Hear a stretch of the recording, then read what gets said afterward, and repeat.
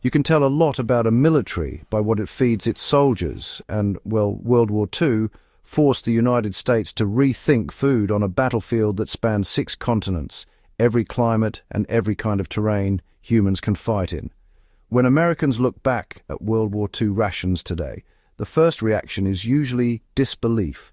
Brick-hard biscuits, canned meat that outlived the war itself, powdered drinks that tasted like chemistry experiments, and chocolate bars designed not to be enjoyed but to deliver calories under fire.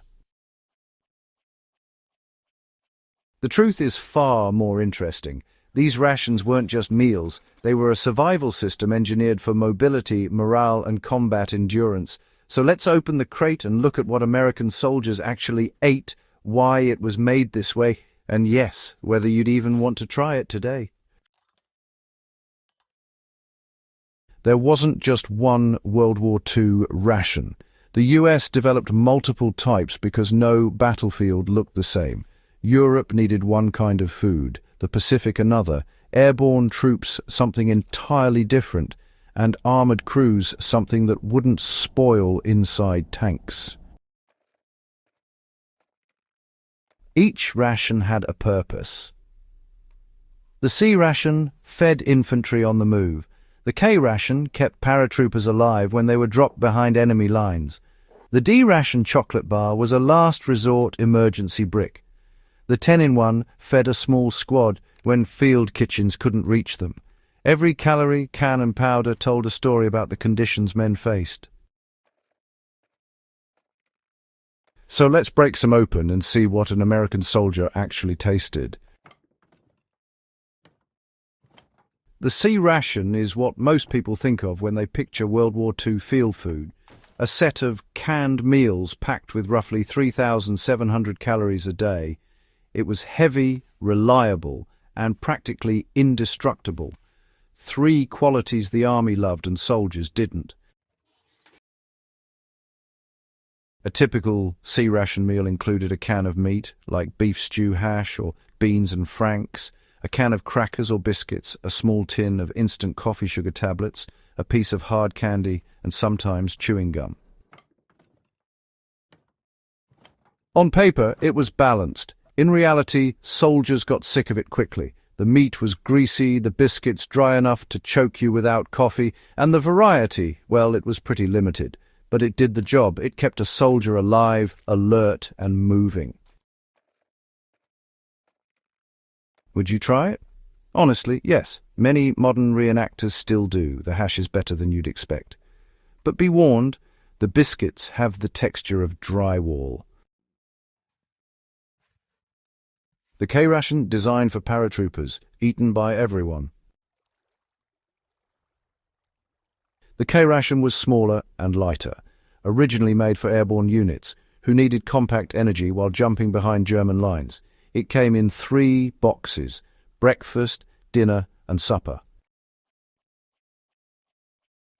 Breakfast usually came with canned ham and eggs, compressed biscuits, a fruit bar, and instant coffee. Dinner had cheese crackers and a powdered drink. Supper usually contained canned meat and a chocolate bar. The idea was fast access to quick energy. The problem was that higher-ups, well, they misused them. Instead of a 24-hour emergency kit, many soldiers were fed K-rations for weeks at a time, causing weight loss and fatigue. Would you try it? Definitely. Ham and eggs packed in wartime cans are surprisingly edible. The cheese, though, that's where bravery ends. The D-Ration, the chocolate bar nobody wanted to eat. The D-Ration is legendary, and not for good reasons. It was developed to deliver over 600 calories in a single bar, withstand tropical heat, and prevent soldiers from eating it casually. Yes, prevent them.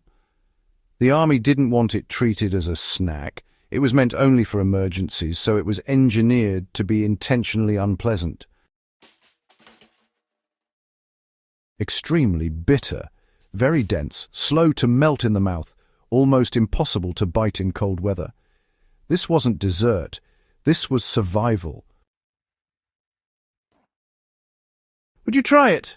Only if you had to. Even modern collectors say it tastes like chewing wax mixed with baking cocoa. The 10-in-1 ration, the best meal soldiers ever got. The 10-in-1 was a ration meant to feed a squad of 10 men for one meal, or one soldier for 10 meals. For all the misery of C and K rations, this was the opposite. It had, canned meats, fruits, vegetables, soup mixes, spreads, real coffee, dessert items, cigarettes and seasonings. This was the closest you'd get to real food without a field kitchen. Soldiers loved it, and honestly, many still talk about it in oral histories as one of the best feeding systems the army ever created. Would you try it? Easily. If you were going to eat World War II rations, this would be the one. They weren't just food, they were logistics strategy. They let the United States Army feed millions of men across continents, often in places where supply chains were being bombed, roads destroyed, and climates pushed food to spoil quickly. Modern survivalists still study these rations because, well, they're proof that calorie density really matters, mobility matters, and, shelf stability can actually decide battles. WWII rations were engineered for endurance first and taste second. And honestly, that's why they're still discussed today. So, would you try these rations? If you're a WWII historian or a survivalist, the answer is probably yes, at least once.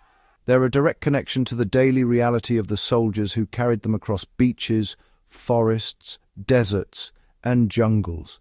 They're crude, powerful time capsules, and tasting one is, I'd say, probably the closest thing to experiencing the war without hearing artillery overhead. If you want, I can also write a shorter version for TikTok or Shorts, or even a longer documentary-style breakdown of each ration.